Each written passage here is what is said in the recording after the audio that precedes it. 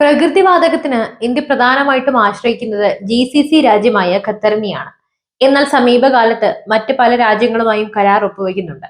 ലോകത്ത് അമേരിക്കയാണ് വാതക കയറ്റുമതിയിൽ മുന്നിലുള്ള രാജ്യം. ഇപ്പോൾ സൗദി അറേബ്യയും ഈ രംഗത്ത് കൂടുതൽ ശ്രദ്ധ പതിപ്പിക്കുന്നുണ്ട്. അതിനിടയിലാണ് ഇന്ത്യ UAE-യുമായി കരാർ ഒപ്പുവെച്ചിരിക്കുന്നത്.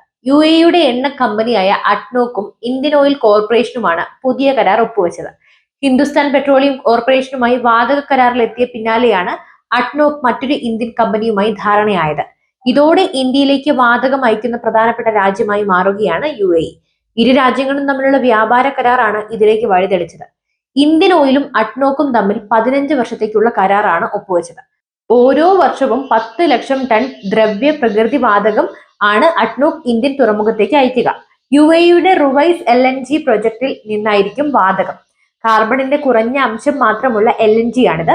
ഇതാണ് ഇതിന്റെ ഏറ്റവും വലിയ പ്രത്യേകത. 2029-ൽ അഡ്നോക്കുമായി ഏറ്റവും വലിയ വാതക കരാർ ഒപ്പുവെച്ച കമ്പനി ഇന്ത്യൻ ഓയിലായി മാറും. കാരണം ഓരോ വർഷവും 22 ലക്ഷം ടൺ വാതകമായിരിക്കും ആ വർഷം മുതൽ അഡ്നോക്ക് ഇന്ത്യൻ ഓയിലിന് കൈമാറുക.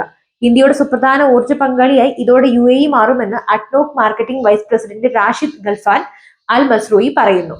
അഡ്നോക്കും ഹിന്ദുസ്ഥാൻ പെട്രോളിയവും തമ്മിൽ 10 വർഷത്തേക്കുള്ള കരാറാണ് 2 ആഴ്ച മുമ്പ് ഒപ്പുവെച്ചത്.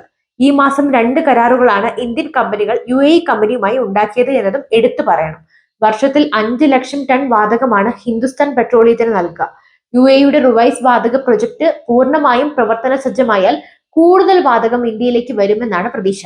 ഖത്തറുമായിട്ടാണ് ഇന്ത്യക്ക് പ്രധാന വാതക കരാർ ഉള്ളത്. ഇപ്പോൾ UAE-യും ഈ ഗണത്തിലേക്ക് വരികയാണ്.